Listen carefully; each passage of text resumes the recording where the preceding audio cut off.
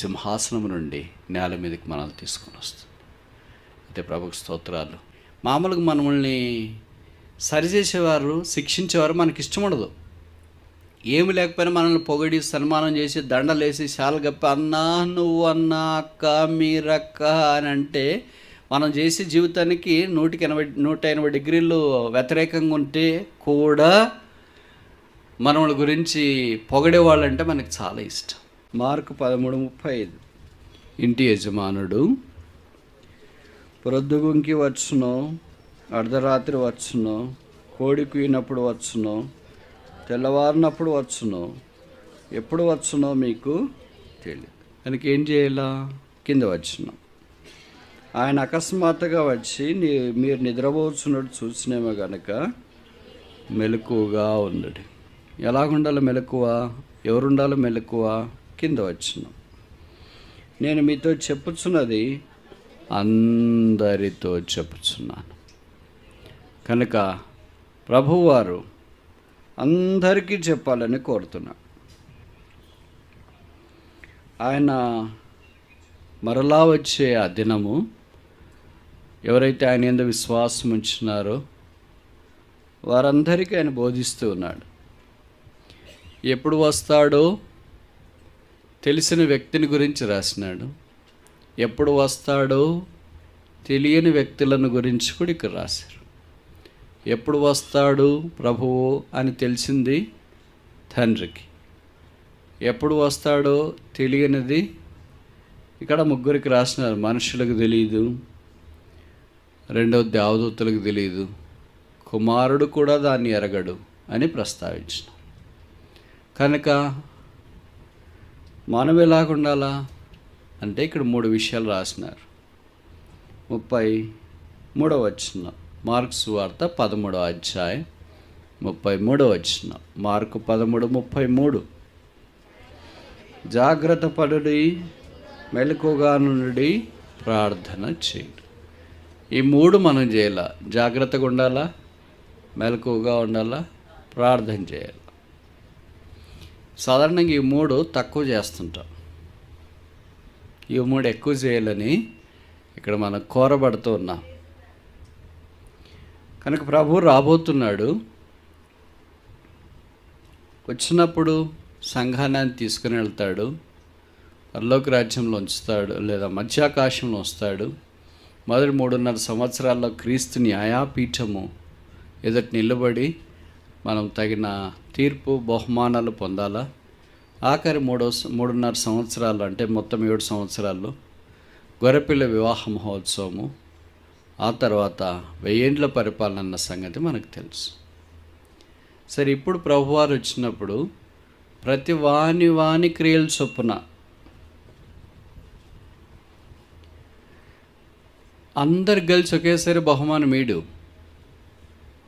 క్రికెట్లోన ఆటల్లోన team అంతటికి ఒకే బహుమానం ఇస్తే కెప్టెన్ పోయి తీసుకుంటాడు. కెప్టెన్ లేకపోతే పక్కన ఎవరో వైస్ కెప్టెన్ పోయి తీసుకుంటాడు. అట్లేరు ఇక్కడ. ఎందుకంటే రక్షణ వ్యక్తిగతమైనది కనుక బహుమానము కూడా వ్యక్తిగతమైనది. As the salvation is personal, reward is also personal. రక్షణ కుటుంబం అంతా పొందితే బహుమానాలు కుటుంబానికి అంతా ఈరు.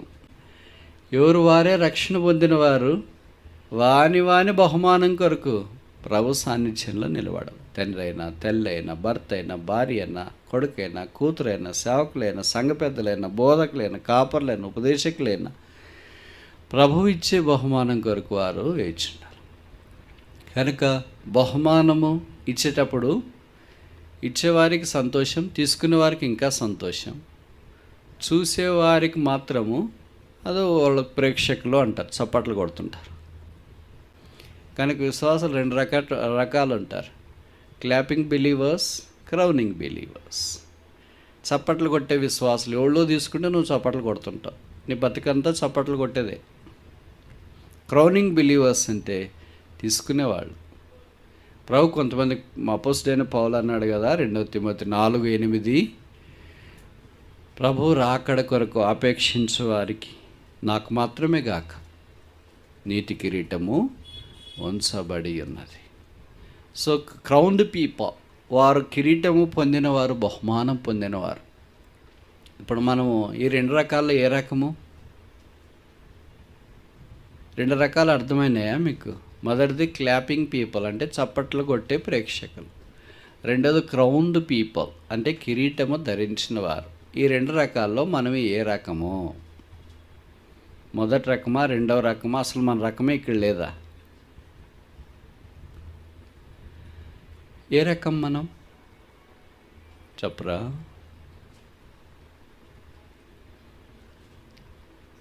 చెప్తారా చెప్పరా?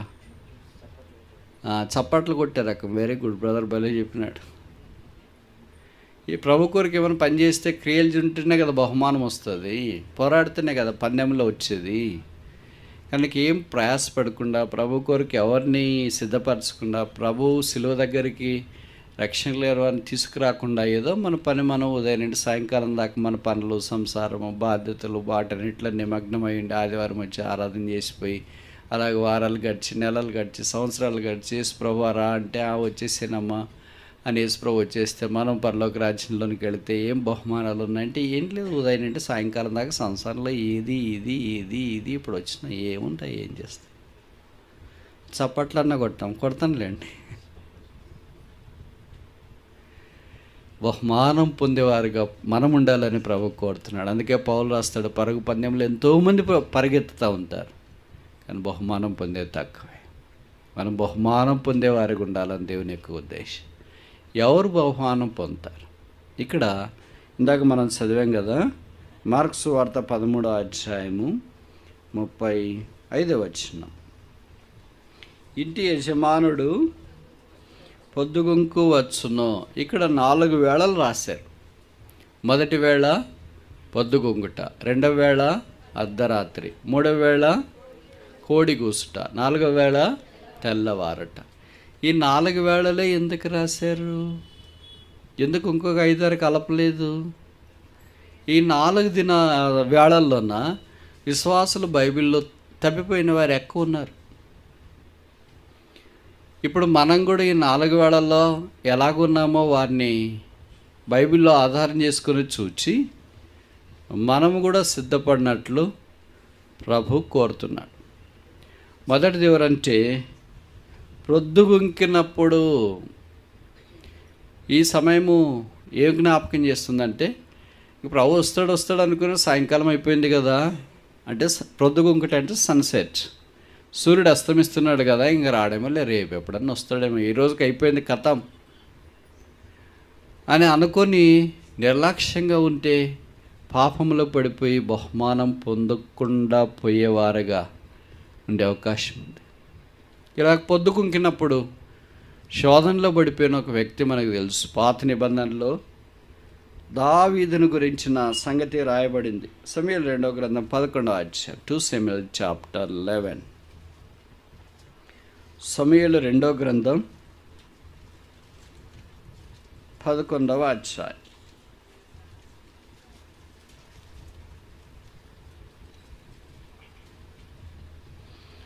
సమూయేలు 2వ గ్రంథం 11వ అధ్యాయం 2వ వచనం. ఒకానొక దినము ప్రొద్దుగుంకు వేళ దావీదు పడక మీద నుండి లేచి రాజనగరం మిద్దె మీద నడుచు పైనుండి చూచుండగా స్నానం చేయ ఒక స్త్రీ కనబడి. చాలు, ప్రొద్దుగుంకు వేళ. సో దావీదు గొప్ప రాజు, దేవునికి హృదయానుసారుడు. దావీదు అంటే గ్రేషియస్, కృపగలవాడు అని అర్థం. చిన్న వయసులోనే దేవుడు ఆయన గొర్రెల దొడ్లో నుండి పిలిచినాడు. సమూయేలు అనే ప్రవక్తను పంపించి అభిషేకించినాడు. చిన్న వయసులోనే సింహాన్ని, ఎలుగుబంటిని చంపేశాడు, గొలియాతును చంపేశాడు. దేవుని ప్రజలైన ఇశ్రాయేలుకి మంచి విజయం తీసుకొని వచ్చినాడు. 30 ఏళ్ళకి రాజు అయ్యాడు. గొర్రెల దొడ్లో ఉన్నాడు, పాపం చేయలే. Sometimes we do sin not when we are comfortable. సౌకర్యంగా ఉన్నప్పుడు చేయకపోవచ్చు, అయితే ప్రతికూలమైన పరిస్థితుల్లో అన్నీ బాగున్నాయని అనుకున్నప్పుడు he hasn't sinned when he was in a pastures, but he sinned when he was in a palace. గొర్రెల దొడ్లో ఉన్నప్పుడు పాపం చేయలేదు, కానీ అంతఃపురంలో ఉన్నప్పుడు పాపం చేశాడు. గొర్రెల దొడ్లో ఉన్నప్పుడు ప్రభు కొరకు ఎంతో నమ్మకంగా జీవిస్తూ వచ్చినాడు. సౌలు లాంటివాడు గడగడలాడిపోయాడు ఆయన దెబ్బకి, గొలియాతు లాంటివాడు కూలిపోయాడు ఆయన దెబ్బకి. ఇంకా ఆయన గురించి విశేషమైన సంగతులు రాయబడుతూ వచ్చినాయి. అలాంటి రాజు ఇప్పుడు ఇక్కడ జరిగిన సంగతి మనకు తెలుసు కదా, యుద్ధం జరుగుతుంది, అది వసంతకాలం.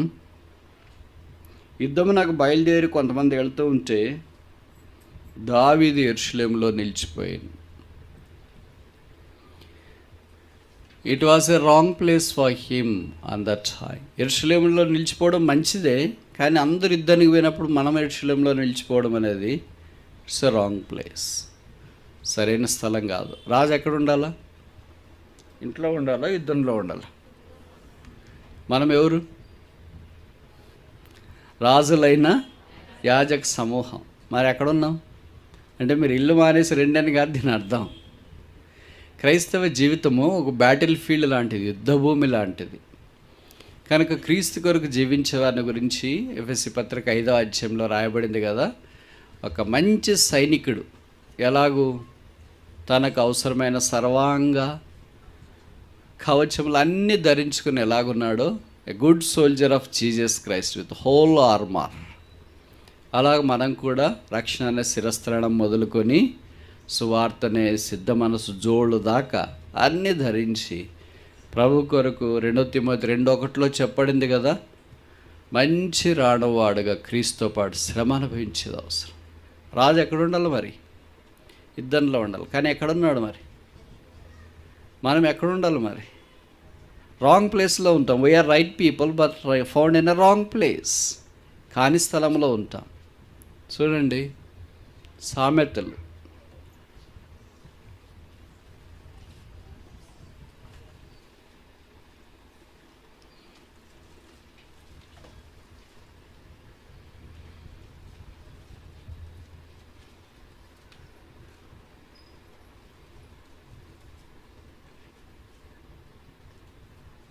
30వ అధ్యాయం 31. Proverbs chapter 30 verse 31. సామెతలు 30:31.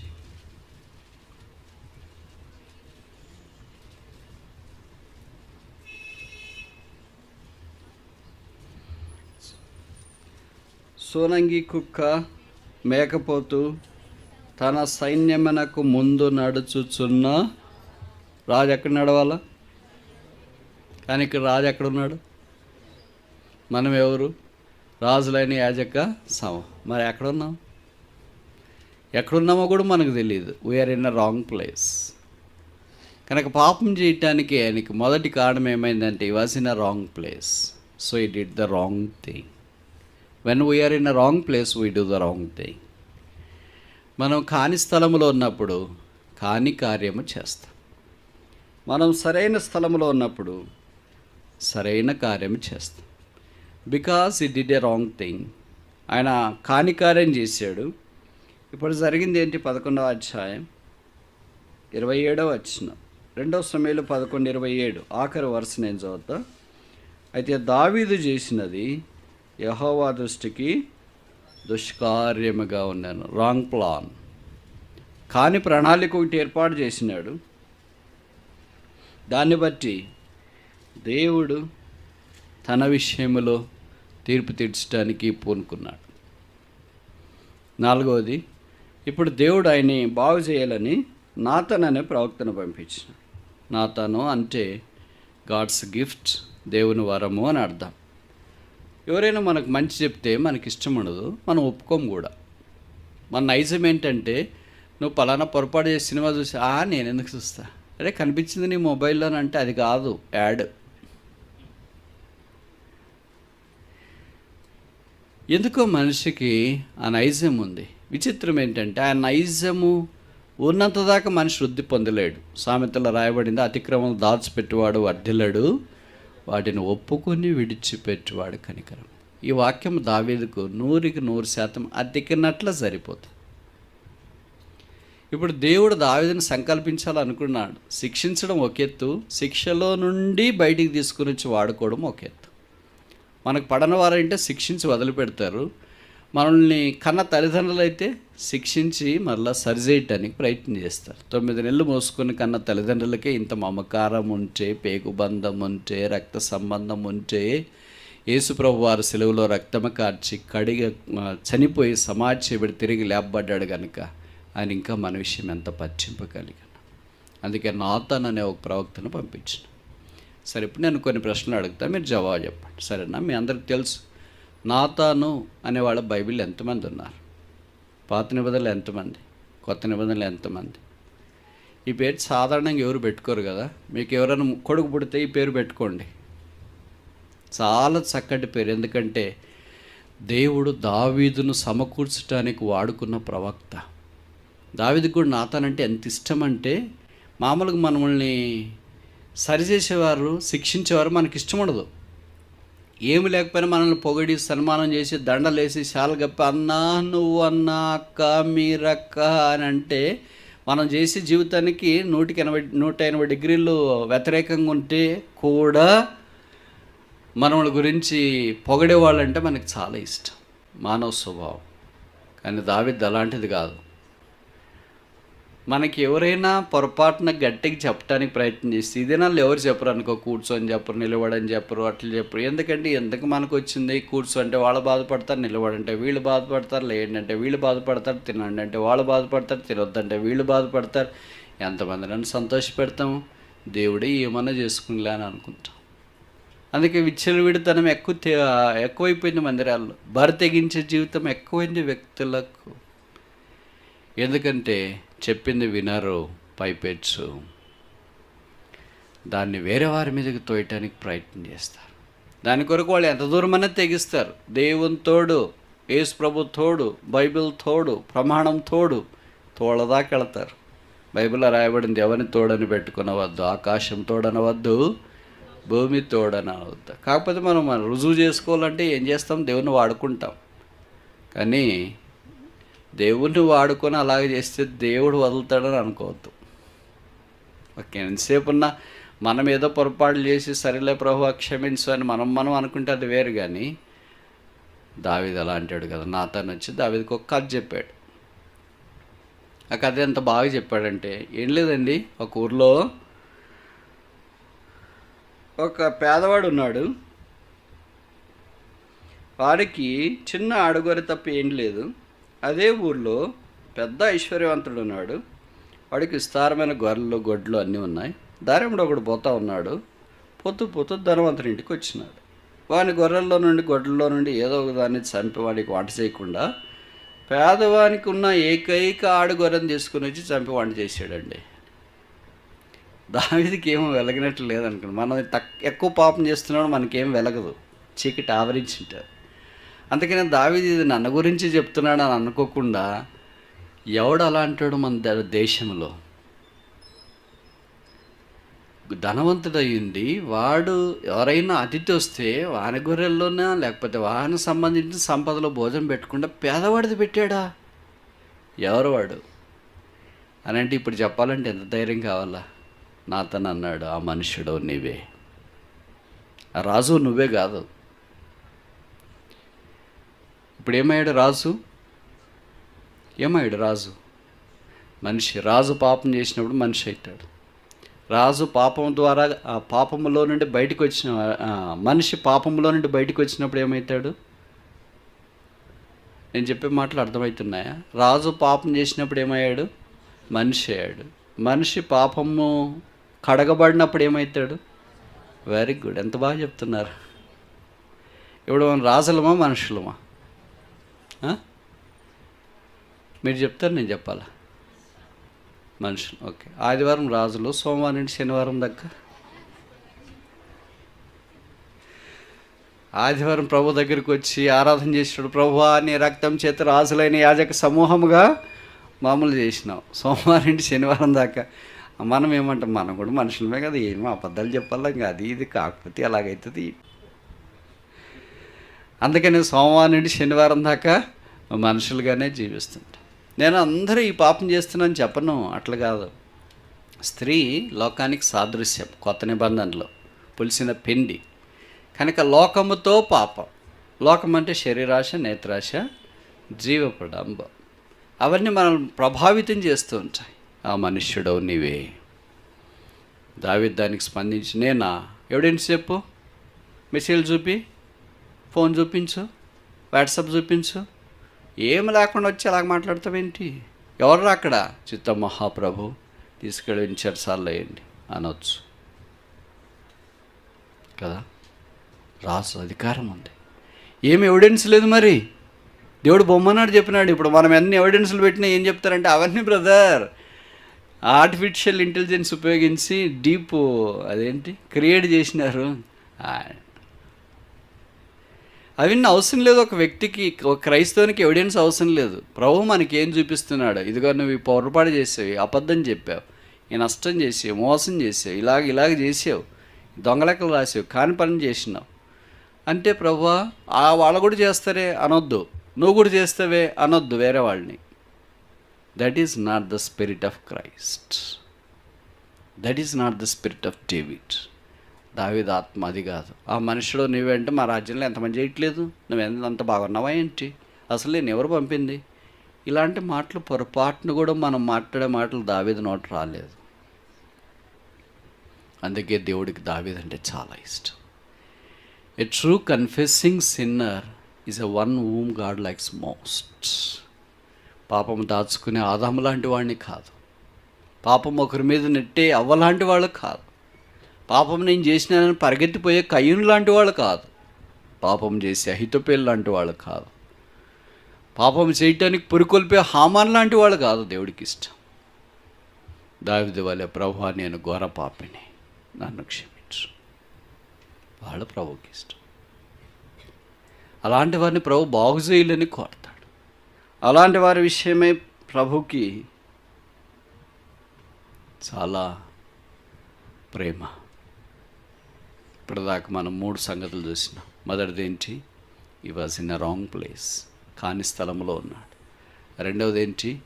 ఈ did in a wrong walk, కాని పని చేసి. మూడవది ఏంటి? ఈ మేడ్ ఏ రాంగ్ ప్లాన్, కాని ప్రణాళిక ఒకటి ఏర్పాటు చేశాడు. నాలుగోది చూస్తామా? 12వ అధ్యాయం, 2 సమూయేలు 12వ అధ్యాయం 9వ వచనం. నీవు యెహోవా మాటను తృణీకరించి ఆయన దృష్టికి చెడుతనము చేసితివేంటి? Wrong path. చెడు పని చేయటానికి పూనుకున్నాడు, కానీ మంచి పని చేయటానికి ఆయన పూనుకున్నట్లు వాక్యం మనం చూడు. 5వది ఆఖరిది 17వ వచనం, 2 సమూయేలు 12:17. దావీదు ఉపవాసం నుండి లోపలికి పోయి రాత్రంతయు నిలబడి ఉంది. బిడ్డ కొరకు దేవుని బతిమాలగా ఇంటిలో ఎన్నికైన వారు లేచి అతని నేల నుండి లేవనెత్తటకు వచ్చిరు, కానీ అతడు సమ్మతింపక వారితో కూడా భోజనం చేయక ఉండే. 18వ వచనం, 7వ దినమన్న. చూడండి, పాపం చేసిన తర్వాత కలిగిన బిడ్డ కొరకు 7 దినాలు ఉపవాసం ఉండి ప్రార్థన చేసిన వాడు ఎవరైనా ఉంటారా? దావీదు 7 రోజులు, ఒక రాజు 7 రోజులు ఉపవాసం ఉంటాడా? మనకు ఒక పూట ఉపవాసం ఉండాలన్నా కష్టం అండి. చిన్న వయసు ఉన్నా కూడా ఇబ్బందిగా ఉంటుంది, శరీరం సహకరించదు, కళ్ళు తిరుగుతాయి, చేతులు వణకుతాయి. ఇంకెంత తక్కువ చెప్తే అంత మంచిది. షుగర్ లెవెల్స్ పడిపోతాయి, బీపీ, ఇవన్నీ ఇబ్బందులు పడతాయి అండి. 7 రోజులు ఉపవాసం. దేవుడు అంటే ఎంత ఇష్టం. దేవుడు ఇలాగ చేశాడా? నాకు దేవుడే వద్దు, మందిరమే వద్దు. దేవుని యుద్ధ నుండి దూరంగా పోలేదు. ఉపవాసం ఉన్నాడంటే అర్థమేంటి? దేవుడితో వాసం చేశాడు. ఉపా ప్లస్ వాసము, ఉపవాసం, కలిసి ఉండుట. వాసం అంటే ఉండుట, కలిసి ఉండడు. ఇంత పాపం చేసినా కలిసి ఎలాగున్నాడు? అదే పాపి నువ్వు నన్ను క్షమించొద్దంటే దాడిపోతాడు. పాపి నన్ను క్షమించు ప్రభు అంటే ప్రభు ఉంచుకుంటాడు. మీకు తెలుసు కదా, యోహాను సువార్త 8వ అధ్యాయంలో ఉదయాన్నే దేవాలయంలో యేసుప్రభు వారు వాక్యం బోధిస్తుంటే ఒక స్త్రీ పాపం చేత పట్టుబడి ఉంటే ఆమెను తీసుకొని వచ్చినారు. వచ్చి యేసుప్రభుతో అన్నారు, మోషే ధర్మశాస్త్ర ప్రకారం మేము రాళ్ళు వేసి సావగొట్టాలి కదా, మరి మీరేం చెప్తారో అన్నారు. ప్రభు అన్నాడు, సరే మీలో పాపము లేనివాడు ఎవరో రాయని అంటే బైబిల్లో రాయబడిన చిన్నవాళ్ళు మొదలుకొని పెద్దవాళ్ళ దాకా అందరూ వెళ్ళారు. ఆ స్త్రీ ఒక్కతే మిగిలిపోయింది. ఎందుకు మిగిలింది? మిగతా వాళ్ళు ఎందుకు వెళ్ళిపోయారు? మిగతా వాళ్ళు అందరూ పాపలని వెళ్ళిపోయారు. ఏం పరిశుద్ధురాలు అక్కడ నిలబడటానికి? ఆమెకి వీళ్ళకి ఉన్న తేడా ఏంటంటే, మిగతా వాళ్ళు మేము పాపలము, కానీ నీ రక్షణ మాకేం అవసరం లేదని వెళ్ళిపోయారు మన టైప్. ఆమె ఏంటంటే, నేను పాపని, నువ్వు తప్ప నాకు దిక్కే లేదు, అందుకని నీ క్షమాపణ నాకు కావాలి, అందుకని నేను ఇక్కడ నిలబడ్డా. That's a beautiful encounter between a saviour and a sinner. ఒక రక్షకునికి పాపకి మధ్యలో జరిగిన సంభాషణ అక్కడ మనం చూస్తాం. ఒక పాప యేసుప్రభు దగ్గరికి వచ్చి నిలబడితే యేసుప్రభు క్షమించకుండా దాటిపోలేడు. నువ్వు ఎప్పుడు ఇలాగే చేస్తుంటావు, మస్తుగా చేస్తుంటావు, నాకు తెలిసినవి నీ తెలియకుండా ఇంకెన్ని చేస్తుంటావో ఆయన అన్ని దాటిపోడు. మిగతా వాళ్ళంతా నేను పాపం చేసినాను అని వాళ్ళ దగ్గర, ఇప్పుడు వాళ్ళ పాపం చేసినట్టే కదా వెళ్ళిపోయారంటే, మరి అవును నేను పాపం చేసినాను, నాకు పాప క్షమాపణ మారుమనసు కావాలి కదా, లేదా పాపానికి పశ్చాత్తాపం కలగాలి కదా, నేను ఇక్కడే ఉంటాను, యేసుప్రభు ఈ పాపల రక్షకుడు కదా ఉండిండి వాళ్ళందరి పాపాలు కూడా క్షమించబడి ఉంటాయి.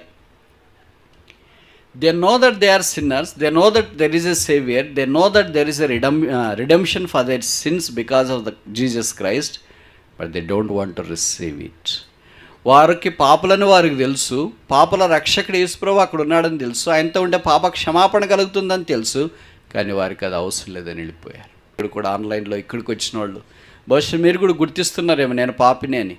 పాపాల కొరకు వెరుగుడు యేసుప్రభు అని గుర్తిస్తున్నారేమో, యేసుప్రభు పాపలకు రక్షకుడని గుర్తిస్తున్నారేమో, కానీ స్వీకరించుకుని వెళ్ళిపోతే చిన్నవాడు మొదలుకొని పెద్దవాని దాకా మా యోహాను సువార్త 8వ అధ్యాయంలో వెళ్ళిపోయిన గుంపులోనికి వస్తావు, కానీ యేసు నన్ను క్షమించు అనగలిగే వాళ్ళే నిలబడతారు. అలాంటి వాళ్ళు ఆ స్త్రీ ఉంది.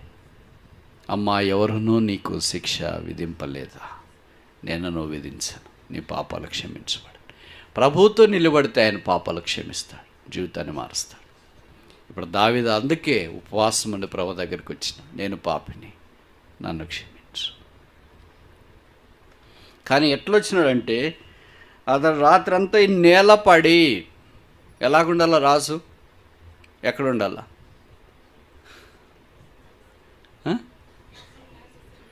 సింహాసనం మీద ఉన్నవాడు ఎక్కడికి వచ్చినాడు, నేల మీదకి వచ్చి. చాలాసార్లు మనం కూడా పాపాన్ని బట్టి ఎలాగొస్తాం, రాంగ్ పొజిషన్. సింహాసనం మీద ఆసీనుడై ఉండి దేవుని ప్రజలను పరిపాలించవలసిన వాడు నిలబడే దుస్థితిలోనికి వచ్చినాడు. ఇప్పుడు 5 చూసినాం. మొదటిది ఏంటి, దావీదుని గురించి రాంగ్ ప్లేస్, కాని స్థలంలో ఉన్నాడు. రెండవది ఏంటి, రాంగ్ వర్క్, కాని పని చేశాడు. మూడవది ఏంటి, రాంగ్ ప్లాన్, కాని ప్రణాళిక ఒకటి ఏర్పాటు చేసుకున్నాడు.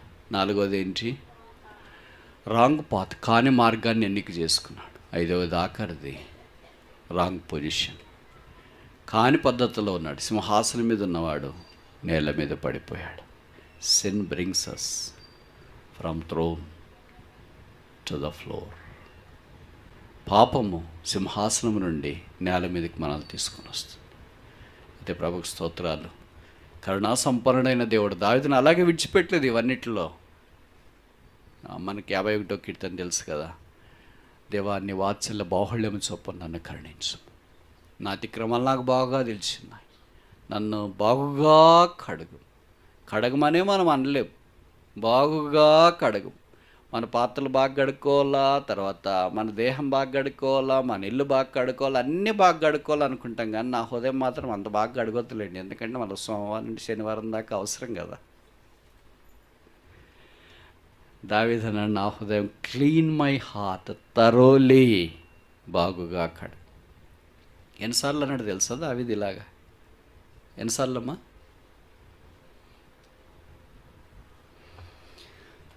సరే మీరు ఏం జవాబు చెప్పరు, నేను కూడా చెప్పుకుని ముందుకెళ్తా. ప్రొద్దుగుంకినప్పుడు పాపం చేసిన దావీదును దేవుడు నాతానును పంపించి సమకూర్చున్నాడు.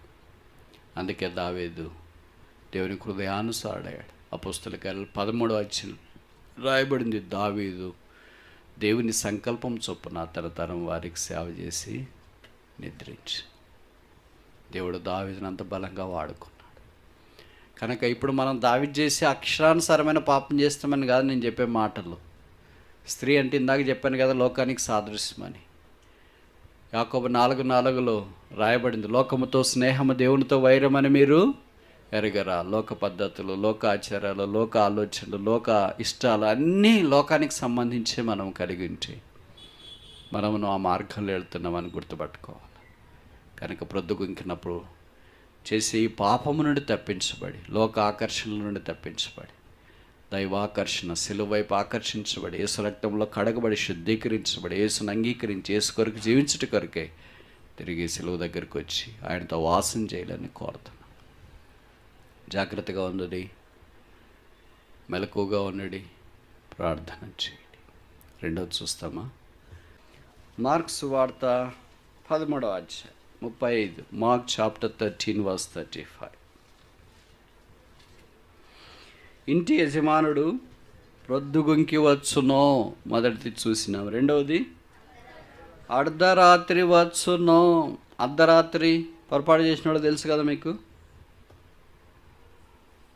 తెలుసా చెప్పాలా? తెలుసు మీ అందరికీ. మత్తయి సువార్త 25వ అధ్యాయంలో 10 మంది కన్యకులు ఉన్నారు. 5 మంది బుద్ధి కలిగిన వాళ్ళు, 5 మంది బుద్ధి లేనివాళ్ళు. ఎందుకు వాళ్ళకి బుద్ధి లేదు? బుద్ధి ఉంది, బుద్ధి లేదు అని తెలియజేసే ఒకటే ఒక సూచన. ఏంటది? చూడండి, 25వ అధ్యాయం మత్తయి సువార్త, మాథ్యూ చాప్టర్ 25, 3వ వచనం. 25:3. Matthew chapter 25 verse 3. మత్తయి 25:3. బుద్ధి లేనివారు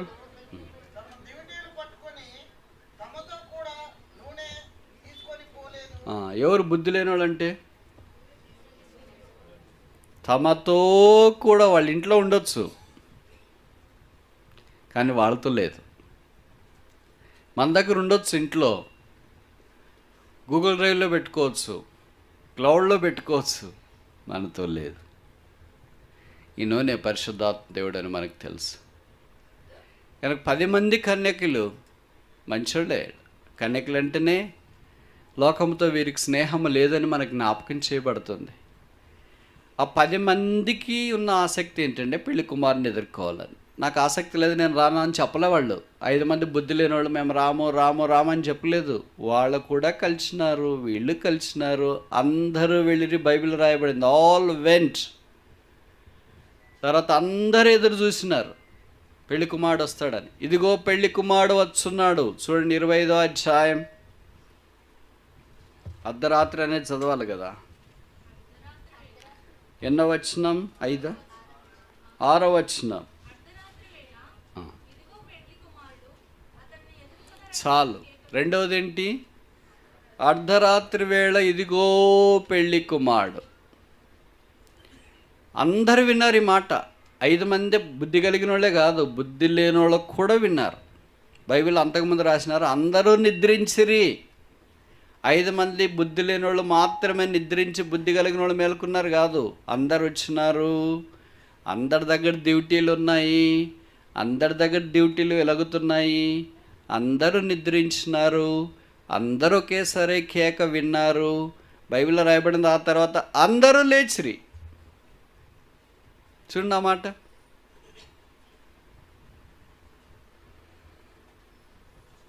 ఏడు. చాలు. ఎవరు? ఎంతమంది లేచినారు? 5 మందేనా? 10 మంది లేచినారు. కనుక ఇప్పటిదాకా అందరూ ఒకటే.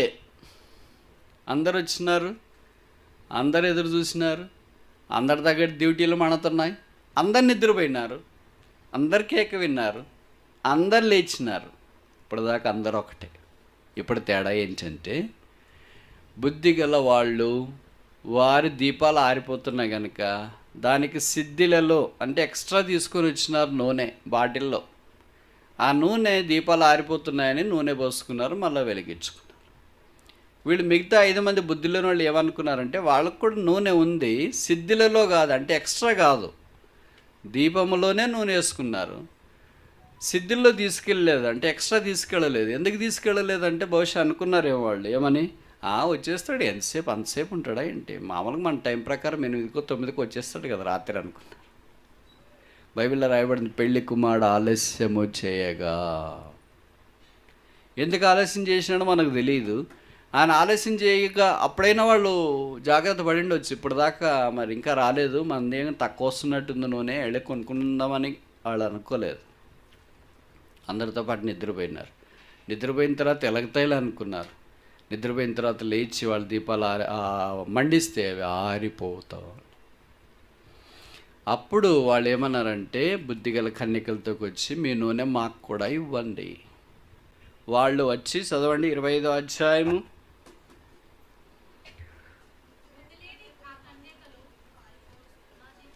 8వ వచనం.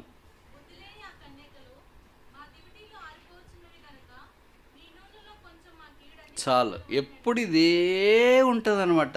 కొద్దిగియండి కొద్దిగియండి కొద్దిగియండి కొద్దిగియండి అని, కొంచెం ఈడి. This is the nature of woman. స్త్రీ లక్షణం ఇది. అదేమో కానీ పొరిగింటి పుల్లకూర అంటే చాలా ఇష్టం. వీళ్ళ ఇంట్లో బిర్యానీ ఉన్నా తినిపోయి పక్కన వాళ్ళు ఏదో గోంగూర పచ్చడి చేసి, అబ్బా ఏం తింటామో బిర్యానీ విసుగొచ్చిపోయింది, గోంగూర పచ్చడి కొద్దిగియండి. పొరిగింటి పుల్లకూర అంత రుచి కనుక వీళ్ళు కూడా ఏమనుకున్నారంటే మాకు ఇవ్వండి, కొంచెం వేయండి అని. వాళ్ళు చాలా మంచి సిస్టర్స్. ఇది మాకును మీకును చాలా. Sharing is not allowed there. You cannot share the Holi spirit. పరిశుద్ధాత్మ దేవుని మనం షేర్ చేసుకోలేం. ఆయనకు ఒక కాలు ఒక దగ్గర, ఒక చేయి ఒక దగ్గర, ఒక నోరు ఒక దగ్గర, అలా కాదు. ఆయన ఒక వ్యక్తి కనుక ఒక వ్యక్తి ఇంట్లోకి వస్తే పూర్తిగా వస్తాడు. కాళ్ళు చెయ్యి అన్నీ లోపలికి వస్తాడు. He comes as a complete man in to us. అందుకని కొరింథీ పత్రిక అనుకుంటా 3:16, 2 కొరింథీ ఏమో, know you not that you are the temple of God and the Holi Spirit dwelleth in you.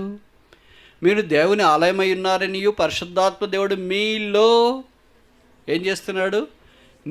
కొద్దిగా కాదు, is a complete man dwelling in us. పరిశుద్ధాత్మ దేవుడు పరిపూర్ణంగా మనలో నివసిస్తున్నాడు కనుక రోమా 8:14 ప్రకారం ఎందరైతే దేవుని ఆత్మ ద్వారా నడిపించబడతారో వారందరూ దేవుని కుమారులు. అలాగే నడిపించబడకపోతే మనకి నష్టం, ప్రమాదం. ఇప్పుడు బుద్ధి కలిగిన వాళ్ళకి బుద్ధి లేని వాళ్ళకి తేడా ఒక్కటి ఏంటంటే ఎక్స్ట్రా నూనె లేదు, సిద్ధిలలో నూనె లేదు. దీన్ని మీరు బాగా అర్థం చేసుకోవటానికి మీరు వాడే ఉదాహరణ ఒకటి నేను చెప్తా. మీ దగ్గర ఒక స్మార్ట్ ఫోన్ ఉందనుకోండి, మీరు సోషల్ మీడియాలో ఎక్కువ యాక్టివ్ అనుకోండి, పోస్టులు పెడతా, తర్వాత అది ఫోటోలు అవి షేర్ చేసుకుంటూ ఉంటా. మీరు ఏదైనా ఊరికి వెళ్తూ ఉంటే నేను ఎప్పుడో అడిగా ఒక బ్రదర్ని, 2 మొబైల్స్ పట్టుకుని ఉన్నాడు, ఒకదాని కింద ఒకటి. అప్పుడు నేను అన్నాను, ఏంటి బ్రదర్ 2 వాడుతున్నారు, ఒకటే కదా మీరు మామూలుగా వాడుతున్నది అని అంటే, ఇది మొబైల్ ఫోన్ కాదా నాకు కింద ఉండేది అన్నాడు. మరి ఏంటి సేమ్ సైజులోనే ఉందంటే, ఇది బ్యాకప్ పవర్ బ్యాంక్. ఏమంటాడు దాన్ని? పవర్ బ్యాంక్ అన్న. వావ్. అంటే ఒకవేళ మొబైల్ ఫోను వాడి బ్యాటరీ లో అయిపోతే అక్కడ ఇబ్బంది పడకుండా ఇది పవర్ బ్యాంక్ సప్లై చేస్తుంది. ఇదే సిద్ధెలలో నూనె అంటే. మన దీపాల్లో నూనె ఒక 1/2 లీటర్ వేసినారు, దీపం వెలుగుతుంది. మధ్యరాత్రికి 1/2 లీటర్ అయిపోయింది. కానీ సిద్ధులో అంటే ఎక్స్ట్రా బాటిల్, ఇలాంటి బాటిల్ నూనె తీసుకెళ్ళలేదు వాళ్ళు. బ్యాకప్ లేదు, పవర్ బ్యాంక్ లేదు. గానాలో మనం ఏదైనా బ్యాకప్ పవర్ పోయిన వెంటనే బ్యాకప్ పెట్టుకుని ఉంటాం. ప్రతిదానికి బ్యాకప్ అనేది ఆలోచిస్తాం. ఆత్మీయమైన దానికి వాళ్ళ బ్యాకప్ ఆలోచించలేదు. అందుకే అర్ధరాత్రి పెళ్లి కుమారుడి స్వరం విన్నారు. వీళ్ళు పెళ్లి కుమారుతో ఉండటానికి బదులుగా మార్కెట్కి వెళ్ళారు. అదే హైదరాబాద్ మధ్యరాత్రి షాపులు తెరిచి ఇచ్చెక్కి వాళ్ళు కొనబోచుండగా పెళ్లి కుమారుడు వచ్చిన తర్వాత 5 మంది బుద్ధిగల కన్యకలు పెళ్లి కుమారునితో పాటు లోపలికి వెళ్ళారు. బైబిల్లో రాయబడింది, అంతటా తలుపు వేయబడెను. సరే, ఇప్పుడు 5 మంది తిరిగి వాపసు వచ్చినారు అనుకోండి. వాళ్ళకి నూనె తెచ్చుకొని వచ్చినారో దొరకలేదో ఏమో మనకు తెలియదు, మొత్తానికి వచ్చినారు అని అనుకోండి. వచ్చి ఇప్పుడు వాళ్ళు తలుపు తడుతున్నారు, అయ్యా మాకునో తలుపు తీయని. ఎవరు రావాలా? తలుపు తీయటానికి ఎవరు రావాలి? పెళ్లి కొడుకు వస్తాడక్క. చెప్పండి, మామూలుగా మనం ఒక పెళ్లి కొడుకుతో ఒక రూమ్లో ఉన్నాం అనుకోండి, 10 మంది. ఎవరు వచ్చి తలుపు తట్టారు, ఎవరు తీస్తారు? పెళ్లి కొడుకు పెళ్లి కూతురు తప్ప మిగతా ఎవరో ఒకళ్ళు తీస్తారు. కానీ ఇక్కడ ఎవరు తీస్తున్నారు, ఎవరు మాట్లాడుతున్నారు? ఎందుకని? నేను అనుకుంటా ఈ సిస్టర్స్ అందరికీ లోపల ఉన్న 5 మంది బుద్ధిగల వాళ్ళకి సౌండ్ ప్రూఫ్ పెట్టినారేమో. అంటే ఇంకేం వినపడట్లేదు. తలుపు తీ అన్న మాట ఎవరికి వినిపించింది? కేవలం పెళ్లి కుమారుడికే వినిపించింది. ఆయనే తలుపు తీయటానికి వచ్చినాడు. చూడండి, అంటే ఆయనే తలుపు వేసాడు, ఆయనే తలుపు తీసాడు. సండే క్లాస్లో ఒక పాట ఉంది కదా, నోహ కూడా ఓడగట్టిన తర్వాత తలుపు ఎవరు వేసారు? నోహ వేసుకున్నాడు, దేవుడు వేసాడు. పాడతాం కదా, ఏమని? నోవా తలుపు తీ, దేవుడే తలుపు బిగించాను. ఇంక దేవుడే బిగించేసినాడు, ఎవడు తీయటానికి లేదు. నోవా తలుపు ఆయనే బిగించింటే ఎవడో బంధువులు వాళ్ళు వీళ్ళు, అన్నా చిన్నాయనా, అన్నా మామ, నో చిన్నాయనా, నో మామ, నో బాబాయ్, నథింగ్. దేవుడే తలుపు మూసేసాడు కనుక ఎవరు ఆ తలుపు తట్టలేకపోయారు. ఇక్కడికి వచ్చినా కూడా పెళ్లి కుమారుడే తలుపు మూసేసినాడు లోపల నుండి. వీళ్ళు ఎంత తట్టినా వాళ్ళతో ప్రభు చెప్పిన మాట చూడండి, అంతటా తలుపు వేయబడెను.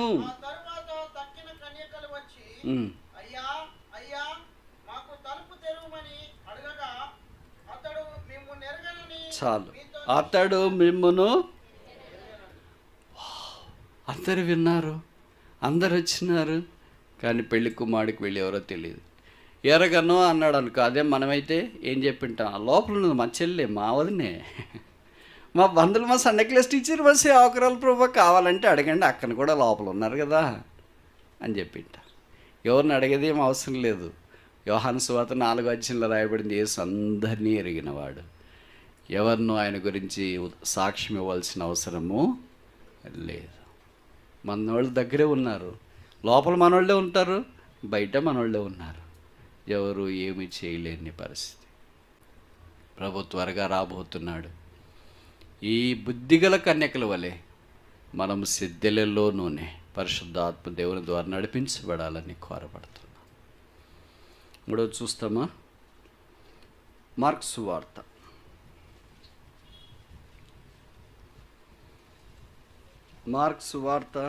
13వ అధ్యాయం 35వ వచనం.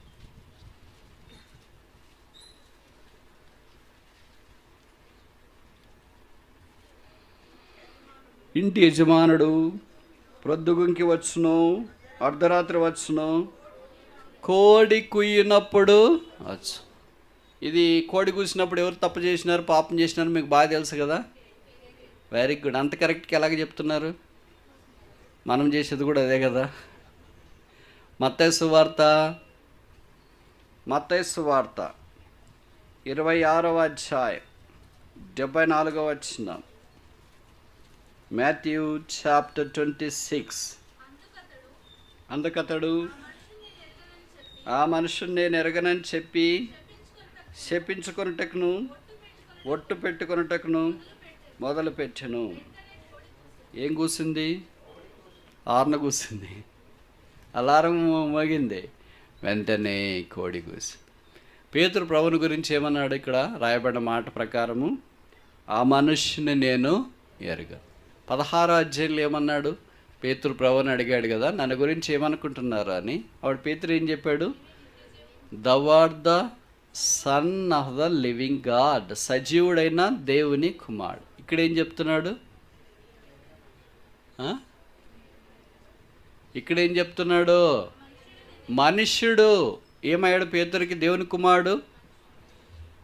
మనం దేవునికి దూరం అయిపోతే అలాగే అవుతాం. దేవునికి దగ్గరుంటే ఆ మనుష్యుడు ఏమవుతున్నాడు? Very good. ఏమవుతున్నాడు? సజీవుడైన దేవుని కుమారుడు అవుతున్నాడు. అంటే ప్రభు యొక్క ప్రత్యక్షత ఆయనకి దగ్గరుంటే ఎక్కువ వస్తుంది. దూరం అయిపోయి తప్పులు చేసి పొరపాట్లు చేసి అంతా ఉంటే ఆ ప్రత్యక్షత ఉన్నది కూడా ఊడుతుంది. అందుకే మనుష్యుడు అనే దాకొచ్చిన. ఆ మనుషుని నేను ఎరగాను. మనుషుడు ఆయన? నువ్వే చెప్పినావు, నీ నోట్లో నుండి చెప్పినావు కదా. దేవుని కుమారుడు అని చెప్పావు కదా, సజీవుడైన వాడని చెప్పావు కదా. మరి ఇప్పుడు మనుషుడు అని చెప్తున్నా. అప్పుడు చెప్పేసానులే, ఇప్పుడు కూడా ఇట్లా చెప్పేస్తున్నా. మనమైతే ఇలాగ మాటలు మారుస్తుండే, ఎందుకంటే నాలుగు ఉంది కదా, ఏమైనా మారట్లేదు. ఈ సంగతి అంతా నాకంటే మీకు బాగా తెలుసు కదా. పేతురు యేసు ప్రభువారిని గురించి బొంకిన సందర్భం. పేతురు బొంకినాడు కదా, మనం కూడా బొంకేస్తాంలే అని అనుకుంటే పేతురు ఒకసారి బొంకినాడు, వెలుపలికి వెళ్ళి సంతాపడి ఏడ్చినాడని బైబిల్లో రాయబడి. ఎప్పుడైనా బొంకిన తర్వాత మనకి ఏడుపు వచ్చిందా? చేయొద్దండి. పాపం చేసిన తర్వాత మనకి ఎప్పుడైనా ఏడుపు వచ్చిందా? అబద్ధం చెప్పిన తర్వాత అయ్యో అబద్ధం చెప్పానే, తప్పు రాసిన తర్వాత అయ్యో తప్పు రాసానే, పొరపాటు ఎవరినన్నా తిట్టిన తర్వాత అయ్యో తిట్టానే అన్నప్పుడు నాకు ఏడుపు వచ్చిందనేవాళ్ళు. వస్తుందా అట్లా? ఏమనుకుంటాం మనం? ఇంకా ఒకే మాట అన్నాను, అన్నీ మాట్లాడితే టచ్ చేస్తే అట్లా ఇట్లా ఉండదు, వార్ వన్ సైడ్. ఇట్లాంటి వాళ్ళకి ఏడు పెట్ట వస్తుందండి. నన్ను అంటే నేను ఊరుకోను, నేను ఎవరి జోలికి రాను. అంతేనా? ప్రిన్సిపల్ ఏంటి? నేను ఎవరి జోలికి రాను, నా జోలికి ఎవరన్నా వస్తే వదలను. ఏమంటావు బ్రదర్? మీరంటారు ఎంత కరెక్ట్గా ఎట్లా చెప్తున్నారు బ్రదర్ అని. ఇట్లాంటి వాళ్ళు అందరూ పేతులు ఎలాగైతారండి? ఒక్కసారి బొంకిన ఆ తర్వాతనే ఆయనకి అంత పరితాపం వచ్చింది. యేసుప్రభు ఆయన కళ్ళల్లో కళ్ళు పెట్టి చూచాడు. ఇలాంటి వాడిని నేను వాడుకోబోతున్నాను. పేతురు ఆ చూపులకు మెల్ట్ అయ్యాడు, కరిగిపోయాడు. అందుకే బైబిల్లో రాయబడింది, వెలుపలికి వెళ్ళి సంతాపపడి ఏడ్చి. ఆయన హృదయం పాపానికి ఎంత సున్నితమో చూడండి, పరిశుద్ధతకు ఎంత దగ్గరున్నాడో చూడండి. మనం కూడా అలాగుంటే ఎంత బాగుంటుంది. మనకు పాపం అంటే సాధారణంగా సున్నితం ఉండదు, వాత వేయబడిన మనస్సాక్షి. అది ఏంటక్క అలాగ తప్ప చెప్పేశారు, అబద్ధం చెప్పేశారంటే ఎవరు బ్రదర్ చెప్పింది?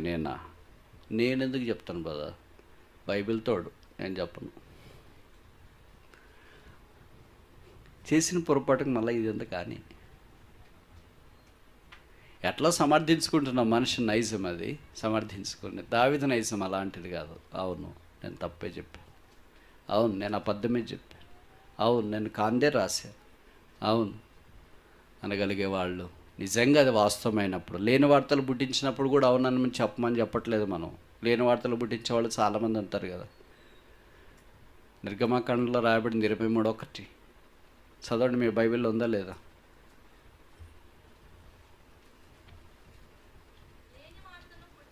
చాలు, నా బైబిల్లో ఉంది, మీ బైబిల్లో కూడా ఉంది. Very good. ఏం పుట్టించకూడదు? మామూలుగా మనం లేని వార్తలే పుట్టిస్తుంటాం.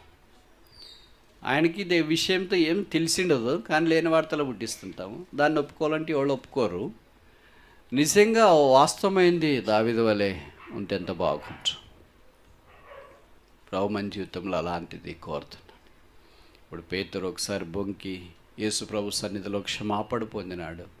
ఇప్పుడు అదే పేతురే అపోస్తుల కార్యాలు, నిన్ను చంపుతామని వస్తే చంపండి. ఇప్పుడు సువార్తలు ఏమన్నాడు? నువ్వు ఆయనతో కూడా ఉన్నావు, ఆయనతో ఆ మనుషుడు అంతేనా నాకు తెలియదు అన్నాడు. అపోస్తుల కార్యాల్లో మేము ఆయనను గురించి మాట్లాడకుండా ఉండలేం. దేవుని మాట వినాలా, మీ మాట వినాలా? ఆ మాట ఇక్కడ రాలేదేంటి? పేతురు జీవితం ఎంత ప్రభావితం చేయబడింది. అందుకనే పెంతెకొస్తు పండుగ దినాన కొన్ని వేల మంది చేరి వచ్చినప్పుడు పేతురు నిలబడి, మీరు సెలవు వేసిన ఈ యేసుని దేవుడు క్రీస్తుగాను ప్రభువుగా నియమించిన దానికి మేము సాక్షుల్లా. సాక్షితో నుండి పారిపోయిన వాడు ఇప్పుడేమయ్యాడు? సాక్షి. ప్రభు కొరకు మాడం వద్దు అనుకున్నవాడు, బైబిల్ పండితులు చెప్తారు కదా, చరిత్రకారుడు, ఆయన్ని సిలువ వేయటానికి తీసుకెళ్తే పేతురు అన్నాడు, నా ప్రభు వల్లే నేను సిలువ వేయబట్టడానికి యోగ్యుని కాదు కనుక నన్ను తలకిందలుగా సిలువ వేయండి. That is the depth of his devotion. ఆయన భక్తిలో ఉన్న లోతు అలాంటి. రోజులు గడుస్తున్నాయి, ప్రభు రాబోతున్నానని చెప్తున్నాడు. మరి మన సంగతి ఏంటి? సమయం అయింది కనుక ముగిస్తాం. 3 సందర్భాలు చూసిన 3 వేళలు. మొదటిదేంటి? ప్రొద్దుగుంకు వేళ దావీదు వలె లోకంతో కలిసిపోయింటే ప్రభు దగ్గరికి వస్తాం. శిలువ రక్తంలో కడగబడి శుద్ధీకరించబడి దావీదు వలె దేవుని కొరకు వాడబడదాం. రెండవది ఏంటి? అర్ధరాత్రి వేళ బుద్ధిగల కన్యకల వలె పెళ్లి కుమారుడు వచ్చినప్పుడు స్వరం విని దీపాలు చక్కబెట్టుకొని ఆయనతో పాటు ఉండనట్లుగా సిద్ధపడదాం. మూడవది ఏంటి? కోడి కూసినప్పుడు పేతురు తప్పిపోయినా తిరిగి సమకూర్చబడి అపోస్తుల కార్యంలో బలమైన పాత్రగా దేవుడు వాడుకుంటూ వచ్చినాడు. ఎంత బలంగా ఉన్నాడంటే సచ్చిన డోర్కాస్ లాంటి వాళ్ళని కూడా బాగు చేసినాడు. ఎంత బలంగా ఆయన ఉన్నాడంటే రోగగ్రస్తులు ఆయన పోతుంటే చాలు అనేటట్టుగా ఉన్నాడు. ఎంత బలంగా ఉన్నాడంటే వాళ్ళ అత్తగారికి జ్వరం వస్తే సువార్తలు యేసుప్రభుని తీసుకుని వచ్చి బాగా చేయించినాడు. ఇప్పుడు ఆయన బయటికి వెళ్తుంటే జ్వరాల గిరాలు అన్నీ గడగడ గడగడ గడగడ గడగడ గడగడ గడగడ వణికిపోతున్నాయి. అందుకే 3వ అధ్యాయం అపొస్తలుల కార్యాలు చూస్తాం. 40 ఏళ్ల నుండి పక్షవాయుతో బాధపడుతున్న ఒక మనిషిని మోసుకొని వస్తున్నారు దేవాలయం దగ్గరికి. అలాంటి వారిని నజరేయుడైన యేసు నామమున లేచినాడు అంటే నడిచినాడు. అట్లా ఆరంభించినారు వారి జీవితం. సువార్తలకి అపొస్తలుల కార్యాలకి ఎంత తేడా ఉంది కదా. మన జీవితం సువార్తలతోనే అయిపోలేదు, శిలువ దగ్గర అయిపోలేదు, రక్తం దగ్గర అయిపోలేదు, పాప క్షమాపణ దగ్గర అయిపోలేదు. పునరుత్థానం కూడా ఉంది. అపొస్తలుల కార్యాలు పునరుత్థానాన్ని జ్ఞాపకం చేస్తుంది. దేవుడిని యేసును దేవుడు లేపెను, దానికి మేము సాక్షులు. ఎవరు పునరుత్థానం యొక్క శక్తి అనుభవిస్తారో వారు ఇంతకుముందు దేంట్లో ఓడిపోయారు, ఇప్పుడు దాంట్లో గెలుస్తారు. మనం దేంట్లో ఓడిపోయాం, దాంట్లో గెలవట్లేదంటే అర్థం ఏంటంటే మనం పునరుత్థాన శక్తిని అనుభవించట్లేదు అని అర్థం. పేతురు అదే అనుభవించినాడు. పునరుత్థాడని యేసుని చూసినాడు కనుక చిన్నమ్మాయితో ఓడిపోయిన వాడు ఇప్పుడు అపొస్తలుల కార్యాల్లో పెద్ద పెద్ద కరడుగట్టిన రోమా అధికారులు లాంటి వాళ్ళు, సద్దుకాయలు, శాస్త్రులు, పరిసయ్యులు, ప్రధాన యాజకులు ఇలాంటి వాళ్ళంతా పిలిచి కొట్టి దండించి యేసు నామమును గురించి మీరు ఎప్పుడు చెప్పకూడదని వెళితే బయటికి పోమంటే బైబిల్లో రాయబడింది, వారు సంతోషముగా దేవుని నామమునకు మేము దేవుని నామమును బట్టి మేము హింస పొందడానికి యోగ్యులమని ఎంచుకొని సంతోషంతో వెళ్ళిరని వాక్యంలో చూస్తాం. చెరసాల్లో వేసినారు, నిద్రపోయినాడు, దాదుతో వచ్చి లేపినాడు, చెప్పులు వేసుకున్నాడు, బయటకు వచ్చినాడు, గేటు తెరవబడింది. ఎంత అద్భుతాలు జరిగినాయి వారి ద్వారా. దేవుడి దినాన్ని సియోను మందిరంలోని మన ద్వారా, ఈ సంఘం ద్వారా, కుటుంబాల ద్వారా, వ్యక్తుల ద్వారా ఇలాగ చేయాలని కోరుతున్నాడు. మనకి పేతురు లాంటి భక్తి లేకపోవచ్చు, కానీ పేతురు దేవుడు ఉన్నాడు. పేతురు లాంటి విశ్వాసం లేకపోవచ్చు, కానీ పేతురు ఎవరిని వెంబడించినాడు, ఆ యేసున్నాడు. బైబిల్లో రాయబడింది హెబ్రీ 13, యేసుక్రీస్తు నిన్న నేడు యుగాయుగములు ఏకరీతిగా ఉన్నాడు. ప్రభు మేము దావీదు లాంటి వాళ్ళం కాదు, మేము పేతురు లాంటి వాళ్ళం కాదు, కానీ దావీదు దేవుడు ఇంకా ఉన్నాడు, పేతురు దేవుడు ఇంకా ఉన్నాడు. మమ్మల్ని వాడుకోవా, మమ్మల్ని సిద్ధపరచువా, మమ్మల్ని మీ రక్తం చేత కడగవా, మమ్మల్ని కూడా నీ హృదయానుసారులుగా, మమ్మల్ని కూడా పేతురు వలె నీ సాక్షులుగా వాడుకో. ప్రభు దినాన్ని వచ్చినప్పుడు బడా నమ్మకమైన మంచి దాసుల మీ కొరకే సిద్ధపరిచి నీ రాజ్యం స్వతంత్రించుకున్నాడు అని మనల్ని గురించి సాక్ష్యం ఇచ్చి 1000 ఏండ్ల పరిపాలన ఆయనతో పాటు పరిపాలించే భాగ్యంలోనికి తెస్తే ఎంత బాగుంటు. మీ అందరికీ తెలుసు కదా, ప్రభు దినాన్ని రాబోతున్నాడని 1వ తెస్సలోనికైలు 4వ అధ్యాయంలో చెప్పబడుతూ వచ్చింది. 17, 10 ఆ వచనాల్లో ప్రధాన దూత శబ్దముతోనూ బూరధ్వనితోనూ ఆయన దినాన్ని రాబోతున్నాడు. మనమందరము మేఘమండలం మీద కొనిపోబడతాం. కాగా మనం ప్రభుతో పాటు సదాకాలం ఉంటాం. బైబిల్లో రాయబడింది, కాగా మనం సదాకాలం ప్రభుతో కూడా ఉంటాం. దీనికి 2 కళ్ళు సరిపోవు, చూడటానికి, వినటానికి 2 చెవులు సరిపోవు, గ్రహించడానికి హృదయం సరిపోదు, అనుభవించడానికి జీవితం సరిపోదు. ఆ రాకడ కొరకే యేసుక్రీస్తు ప్రభు శిలువలో మాణించి రక్తం కార్చి చనిపోయి సమాధి చేయబడి మనల్ని ఆహ్వానిస్తున్నాడు. ఆ రక్తం చేత కడగబడి ప్రభువా నన్ను ఆ రాజ్యం కొరకు సిద్ధించి ఉదయం మేము మీతో ఉంటాం, మేము మహిమలో ఉంటాం. ఒక భక్తుడు పాట రాశాడు కదా, యేసుని రక్తమందు కడగబడి వాక్యమొచ్చి నిత్యం భద్రపరచబడి నిష్కళంక పరిశుద్ధులతో. ఎలాంటి పరిశుద్ధులు వాళ్ళు? అసలు పరిశుద్ధులు అంటేనే విశేషణం, దానికి ఇంకొక విశేషణం చేర్చినాడు, డబల్ అడ్జెక్టివ్. ఏంటి ఆ ఇంకొక విశేషణం? నిష్కళంకమైన పరిశుద్ధులు. కళంకం లేని పరిశుద్ధత యేసు ప్రభు ద్వారా మనకు కలిగి. ఈ నిష్కళంక పరిశుద్ధులలో పేదని నేను. పేదవాడివా? మరి పేదవాడు ఎక్కడ ఉండాలా? ఎక్కడ ఉంటున్నాడంట మరి? వెరీ గుడ్, బంగారు వీధులలో తిరిగేదాన్ని. ఎక్కడి నుండి ఎక్కడికి వచ్చింది చూడండి. ఇక్కడ ఉండవలసిన వాడు, భూమి మీద ఉండవలసిన వాడు, నేల మీద ఉండవలసిన వాడు, లోకంలో ఉండవలసిన వాడు ఎక్కడి దాకా వెళ్ళాడు?